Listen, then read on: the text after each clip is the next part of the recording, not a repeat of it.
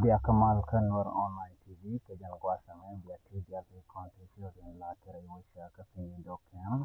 gwadi sugar chicken kawar chicken bill chicken kachwat ka chicken ramkel chicken amber ke chicken mo kawat kan chicken nan ka ti ke chicken content chicken kawang re ko ke pin do kem ka gambe la Ethiopia ai kono ber ti je ka no te ke Little Ramati Jokan or Malajan, Bill Janity, the Kindle continent, one which took me docam. Bill Shook and Bill Well.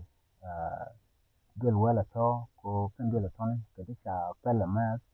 go Nitrogen or Barla can be good enough, the Tinkerman. As in University already, so can watch more, Sugar Bank aware, because you can do the touch you can shoot.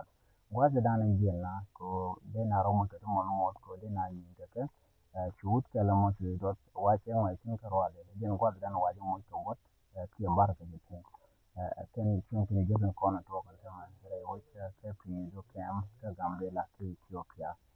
go re gen wadi ni ngak na sen ko ken ko kari no kon lat karo ni re wache ka gambe la ke pin do kam ki kam en konti re wache ki Ethiopia ber sikani ti je ka long ko ken ne ken wadi chang ti ko isal ga ken wari kanin din konti de ka am tele mede ka rin bang ka ja it ko tele ke mon mo ni go dong le ran de ke bit ke da ke mo da ro da jang ka je